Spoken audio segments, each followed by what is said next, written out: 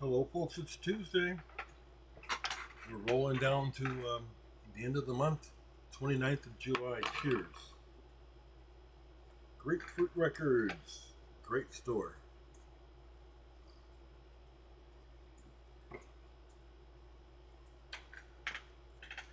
Well, if you get up early or you just watched me in the last little bit, you saw what I had to delete. What I was going to say in my last video regarding unwell people is I've been through this and I'm kind of not used to, but how do I say this? I'll just say it. I recognize that as a person, I have a powerful presence, and that it can engender many different responses to it. As a mental health professional, I've had clients, patients, whatever you want to call the people. I've had folks who have become delusional about me, positively and negatively. So the continuous having to clear my comment section from this obviously unwell person is nothing new to me, and it doesn't alarm me, and it's just slightly annoying, which I guess if that's what they're in this for, well, there you have it. But I'm not hurt. I think the person would really like to hurt my feelings. I really don't understand why, and it doesn't matter. The thing I understand is that the person is unwell and they are obsessed with me. I've actually had to have police protection in the past because of a couple of nuts, okay? One thought it was Jesus Christ. That was very bizarre. So anyway, folks, if you happen to see this person leave their comments before I erase it, feel free to talk to them.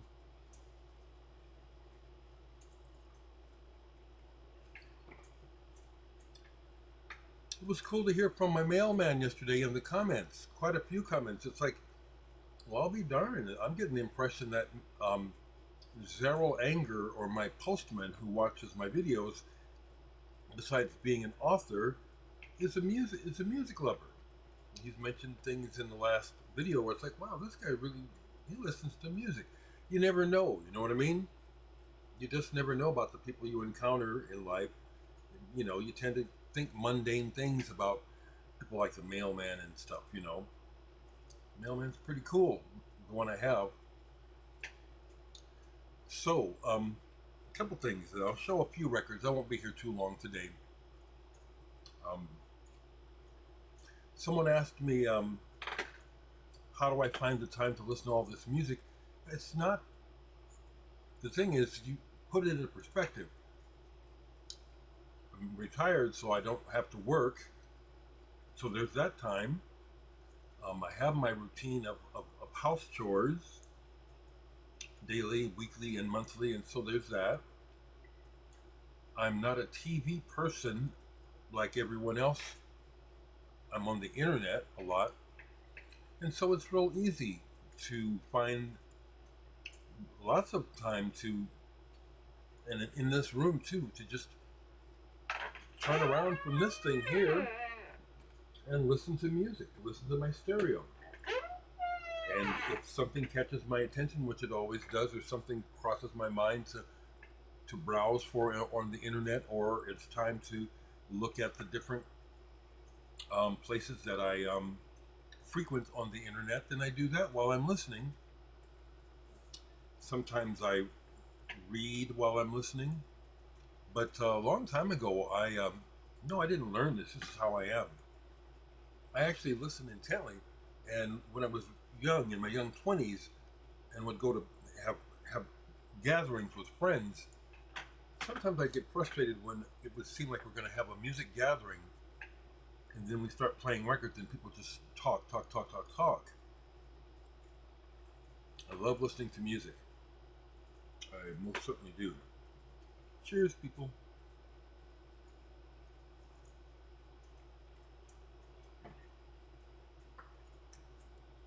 So, for example, yesterday, I barely was in the house, and this yesterday was suffering hot.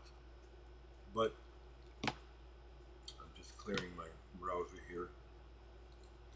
But my cousin Raymond, who is 80, going on 81 years old, and lives next door to me, was out at sunrise yesterday and was out all day working in his garden.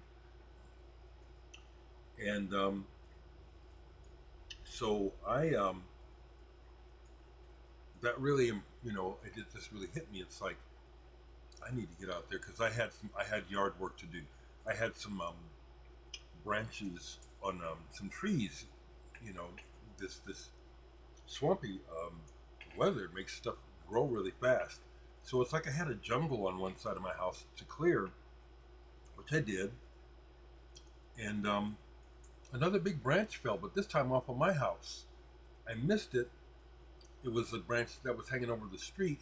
So I didn't even realize that that was part of what Raymond was doing outside, because when I got done in the back and went out to the front, to do the front, he was cutting up this wood, and then he told me, "Well, I'm cutting up that branch that just fell off your tree." I said, "What? I thought I heard something." Anyway, I have a branch that I really need to get cut, but Ray, the other contractor who has been doing all this stuff, I guess he's at his other house. I haven't seen him for a couple of days. I need to get him to take care of that for me. Okay, as I said, you people that watch me, this is as much a Dear Diary as anything, so I haven't shown any records yet because this is part of my morning routine where I get up and make a video and talk about what's going on. Cheers.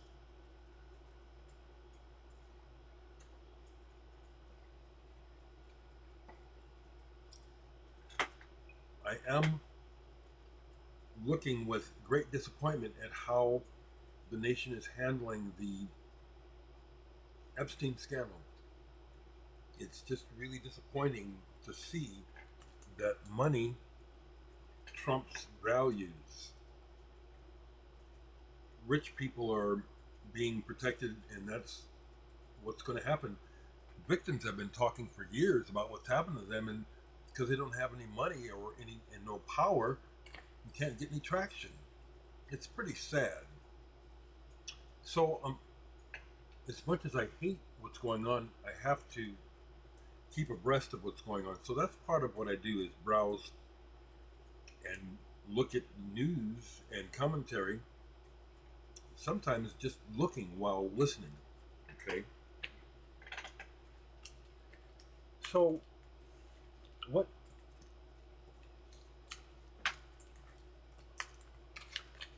So people's comments can bring up things that I'll decide to talk about. But doing doing a dedicated list of requests, I'm not going to do that. But talk to me, people. I'll respond to you. So, like a few days ago, Sean, who came to Omaha to meet me, asked if I had album by the 3Ds, and I do. Fishtails, 3Ds, Flying Nun Records, 1990, New Zealand. Now, this is not the sort of thing I'm listening to a lot these days, but I keep this, and this is valuable to me as part of my Flying Nun label collection. It's a unique label that is, generally speaking, very interesting. Seems to come from a lo-fi post-punk aesthetic. So a lot of the stuff on the label is kind of there's a lot of amateurish music on the label that's charming. Okay, The Clean come to mind, Abel Tasman's, they've had was um, Tall Dwarfs. It's kind of like and then the Chills. Okay, so anyway, thought I'd show that. I'm going to play that today.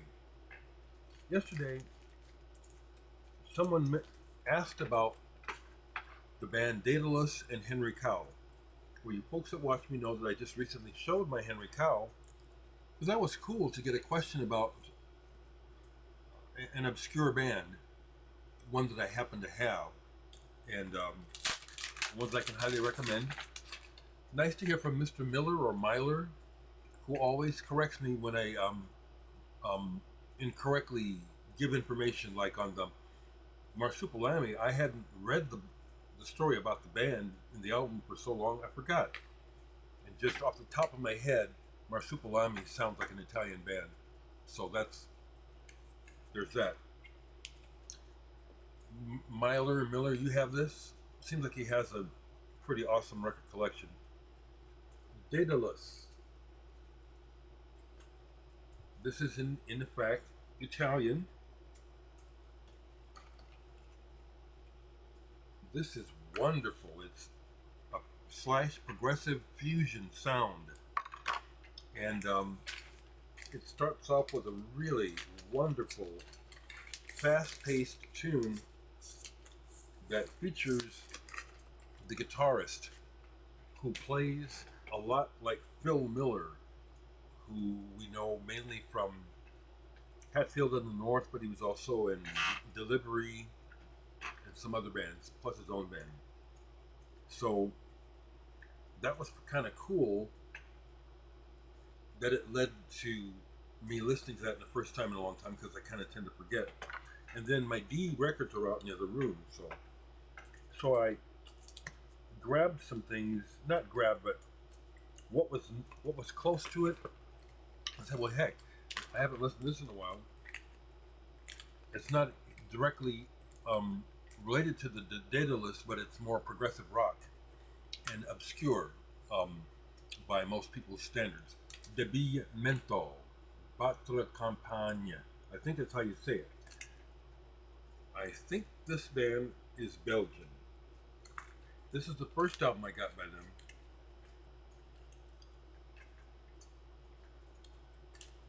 Pathologique, Emile Jardin. Similar in approach to things like Henry Cow. Even a little bit of rock and opposition sort of thing. I have to play these. It's been a while, but this is some good stuff, and the Daedalus brought it to mind. I'm thinking the person who asked about Daedalus probably knows about this. If you don't, here's another band for you, Debillamento. Good stuff. These are going to stay out and to be played until I play them. But close to those records, and I just decided to grab them to show them, is this band Caterpillar. Changes. This is another prog rock sort of band. Jazz infused prog act. Caterpillar began in London in 1970, and they ended up on Vertigo Records, according to this blurb, through Black Sabbath's original manager. Now, I think that the band is so-so. The vocals I really think are terrible, but I have an original American Vertigo of their first album, Caterpillar. And if I'm not mistaken, someone sent this to me. House Gaviri, or how you say your name, reminded me that he was the one that gave me the Dirk Seri album. Thank you so much. I tend to forget. I have no idea who sent this to me, but it's in pristine condition. It's an American Vertigo pressing of Caterpillar. Even these American pressings are collectible. I love the Vertigo label. The stroke of genius. It's so simple and yet so iconic. Musically, this album is pretty good. Yeah, see, I even, long before I got the album, I had burned it through my interest in obscure records. The vocals on here, I think, are atrocious. I've said that before online in music groups and had people jump on my case saying, "Oh, I really like those vocals." That's fine, you really like those vocals. I think they're atrocious, okay? Difference of opinion.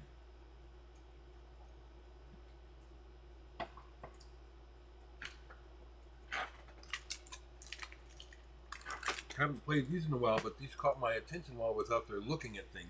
There's so much music here that I haven't talked about, even though I've been on here for years.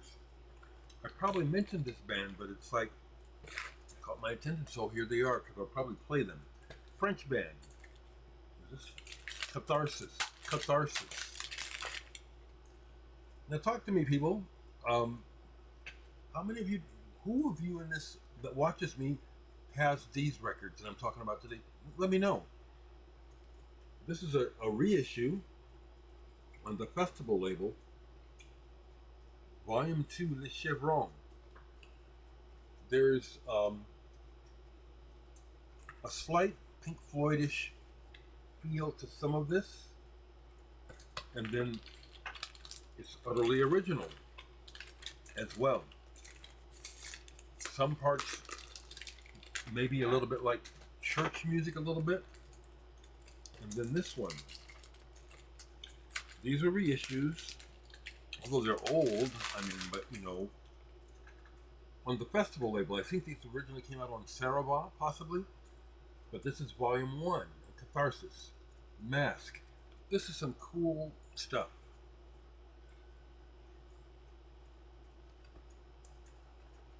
Very cool. French band. It's fun. It's fun. This is fun. Besides listening, owning these records, they're like toys.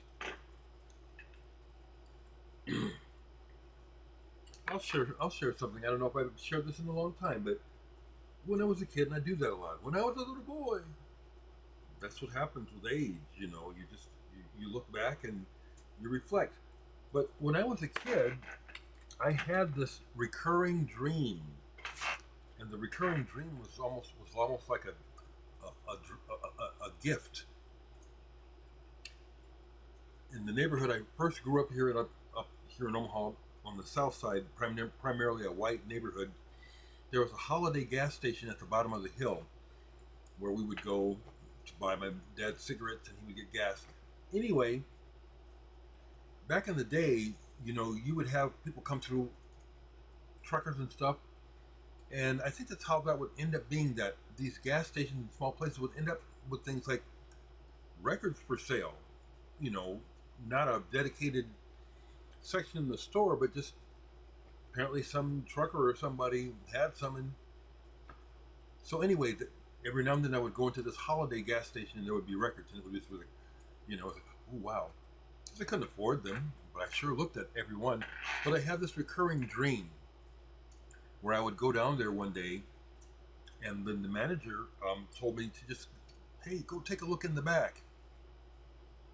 And you know how on certain stores and stuff, in the back leading to the swinging doors. So I'd go to the swinging doors, and instead of it being the back of the gas station, it would open into this huge warehouse where there'd be rows and rows of records, like what behind me, but they would be like, I mean, going up like way high and just endless.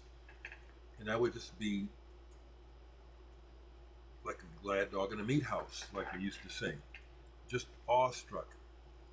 What was interesting about this dream was that it was a recurring dream. I had it several times, and many times I would go and start browsing the shelves, and it'd be all these records that don't exist, artists that don't exist, but in the dreams they're like real.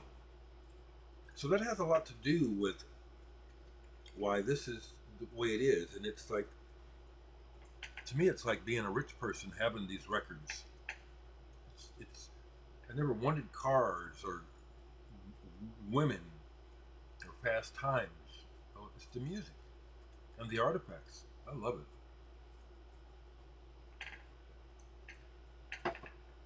So while I was out there, I grabbed this. It was like, well, I haven't listened to this in a while. Catastrophe, High Dynamic. And this is an interesting record. I have to look because I can't remember if this is French. It looks like these guys are probably French.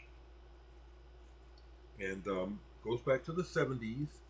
Now this to me is an interesting album because I think it's way cool. It starts off with a montage of field recordings, and the band is like starting to play. You can sort of hear them starting to come together, and then the music comes in, and it's this Mahavishnu flavored instrumental stuff with a saxophone, but it's weird. It's like the band needed more rehearsal before making this album, because there's times where it sounds like things are about to fall apart.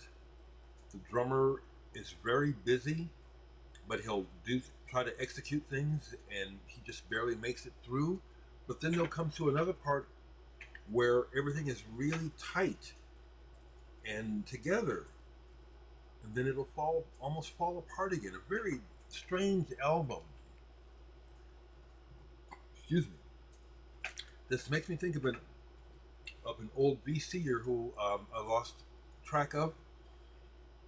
I don't know if he makes videos anymore, but he was European, and he had this and a lot of stuff like this, kind of like Fred from Down Under, who I used to like to watch. He's probably still on, but we've gone our separate ways. I don't know if he's making videos. This is an interesting album.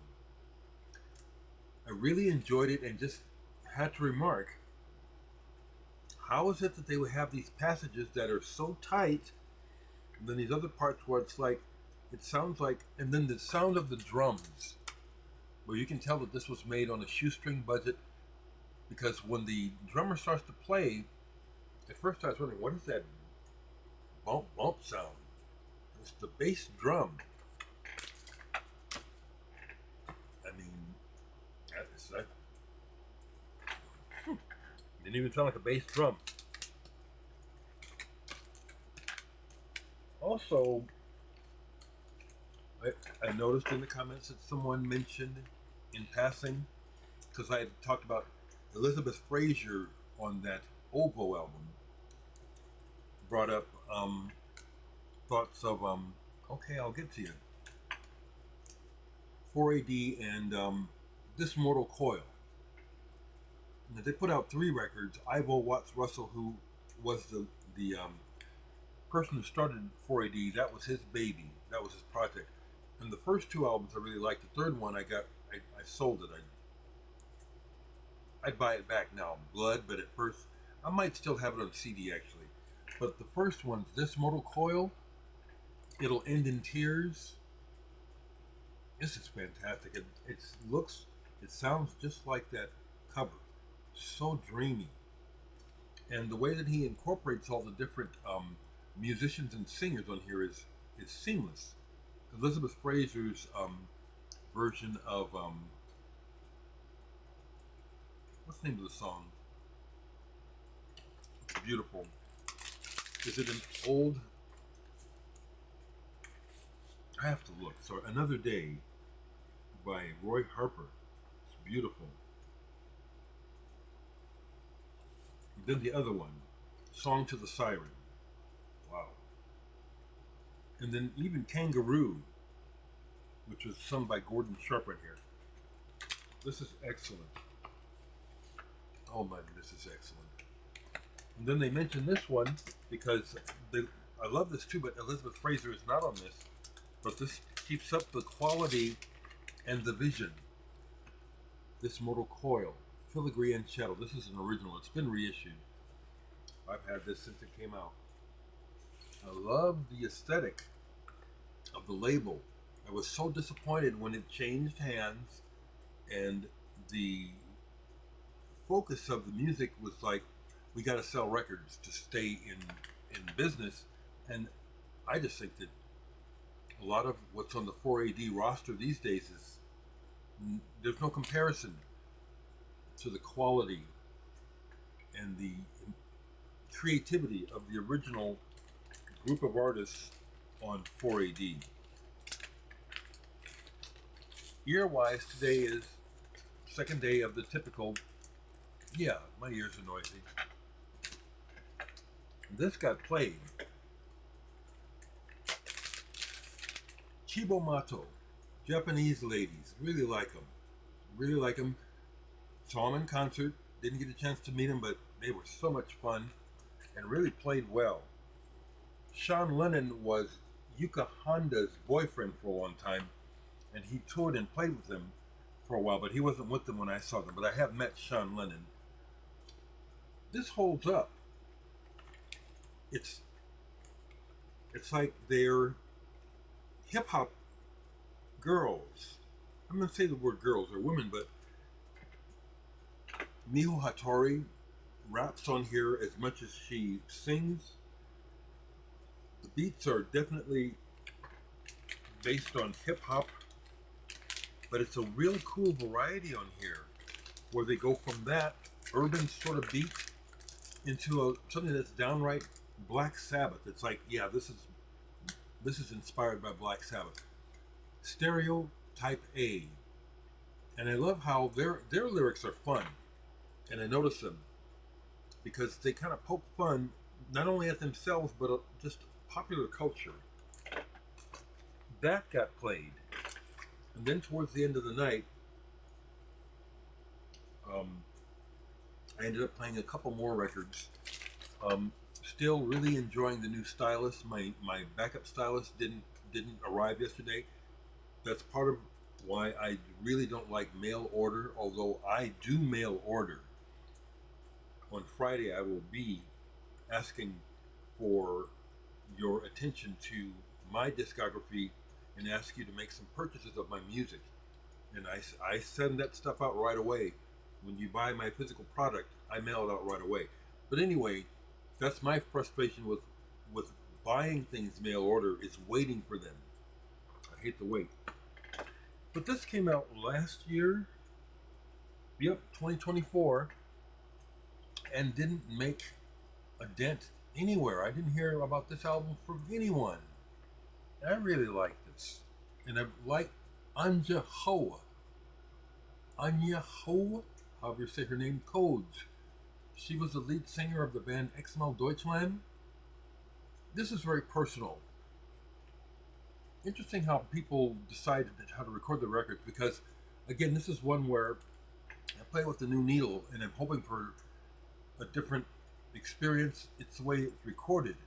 I wish I would have recorded it differently. But this is very personal, and I love the way the album starts. It's almost like a confessional. This is the limited edition. So the first song, I love her voice. What does she say? I have loved and lost everything I've had.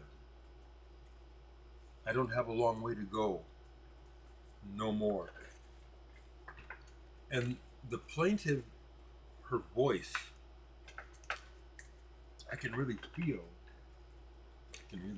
this. I really like this. And then the second song, Raven Schwartz, is a banger. It's a stomper. Literally, it's a stomper. Now she, like Mickey Bereni, there's a female aspect to how they want the beat. It has to have a certain beat, like with funk. The way that you would know that you're playing the beat right, the way I was raised, old school, is like you watch the women's asses on the dance floor. When you start seeing this rump movement, you know you're kicking. And these ladies, I'm having fun. Anya and Mickey Bereni are two white artists who really understand that in their music.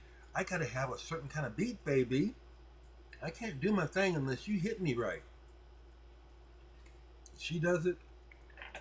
And Mickey Berenier, her new album, it's my opinion, like my stalker who gave me his opinion this morning. You're entitled to it. I think that Mickey Berenier's new album, Triple A, is better than anything she did in Lush. And I look forward to the next record. That's how much I like what Mickey's doing. What else do I have down here? Oh, also, before I forget, because I know you're watching. Maybe not right now, but well, whenever you see it. Maybe not today, but I heard from Mike Watt. I just love it. You know, he is truly my bass brother, a long distance friend. If Mike Watt lived in Omaha, I would hang out with Mike Watt. I would. But I heard back from him. I love it. I love it. And it's like, yeah, there's no pressure. No pressure. Along those lines, so much to share. I had a meeting with Otis 12, Doug Wesselman. Doug watches. Hey, Doug. I'm blessed by the people in my life. And just right quick, because the detractors, their presence is felt, so I'll address them. I know I have bad teeth, but trying to make fun of them doesn't bother me. I see my teeth. You can't hurt me. And I don't know why you want to. If anything, leave a comment before I delete your stupid ass and tell me, why do you keep coming over here? What do you want? What do you want? But anyway, I met with Doug yesterday. We had breakfast. Really like that man. And we were talking about how for the last 50 years, our paths would cross in different ways. And it would be like we would always notice each other. And we've connected. I'm really glad. He is my kind of people. He gave me the latest 2 poems that he's working on. One of them he gave a Spanish translation due to the nature of what the poem is about.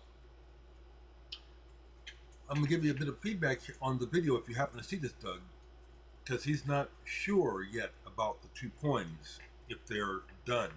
And I understand that feeling because that's where I'm at with the music that I'm working on for Mike Watt. It's like, this ain't up to snuff yet. And I like what Mike said.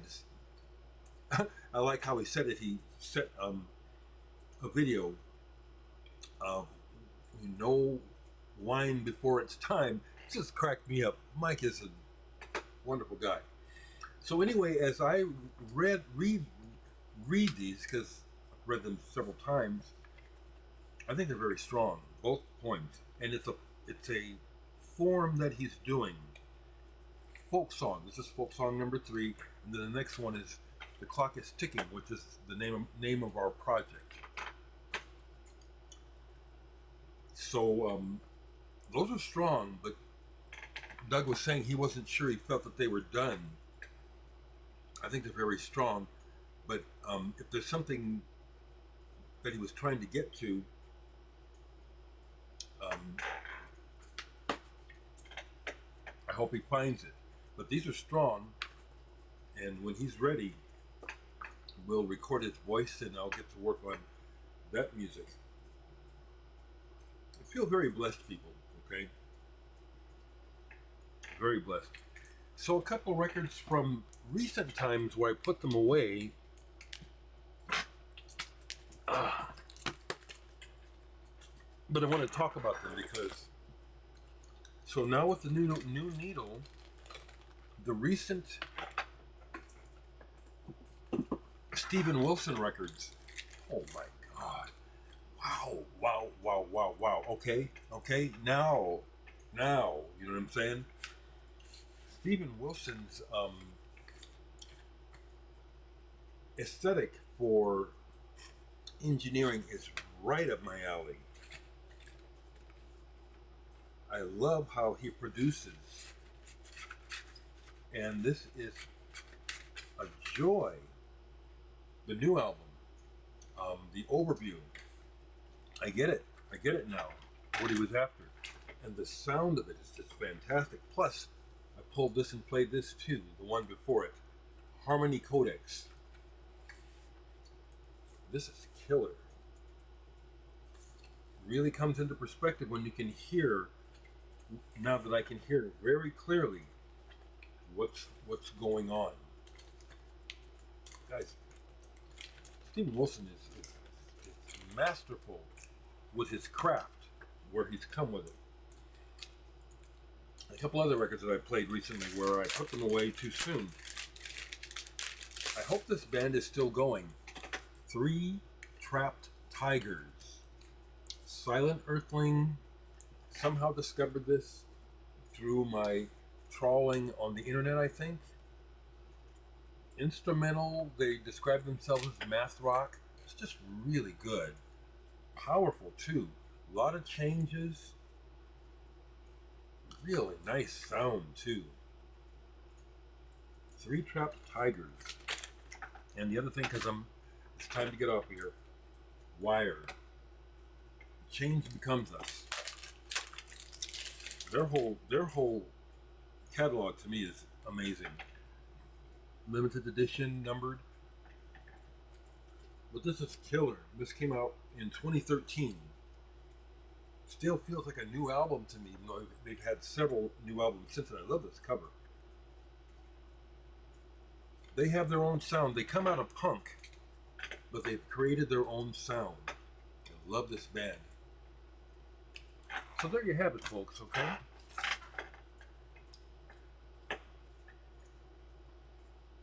Be kind to yourself. I'm trying to be kind to me. Be careful in this weather. It's supposed to be nicer tomorrow.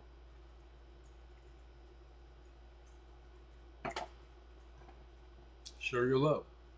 Last thing I'll say to my troller is that, I know you really like me. You'd like to be my friend. But something's wrong with you. And I don't know who this person is, have no idea. They've been doing this for quite a long time. They need something. But what they need, the answer comes from them, not anyone else. So them trying to attack the world and other people and be mean, or think they're being mean, they're just showing their lack, that something is hurting inside of them. They probably don't like themselves very much. So that's all they know how to do. Like I say, partially through my work, but also through life experience, I'm really aware that there are a lot of hurt and broken people who don't know any better than to just lash out and strike out hatefully and just stay lost. So my heart goes out to this person. It does. It does. And I'm smiling because I see the truth of what's going on. Which is why I speak out about Trump, because, it's amazing that such a psychologically damaged, narcissistic person could pull the wool over so many people's eyes and make them think that somehow he's a strong person. And here we are in this mess where we actually have the President of the United States talking about pardoning a child sex trafficker, known, factually known, and just to try to escape accountability, this man is literally throwing the entire country under the bus. That's sad, isn't it? That's what's going on, though. So that's why I am so thankful for my focus on the arts. I'm so thankful for my family and my friends and you all. Thank you for being a part of my life. Talk to me.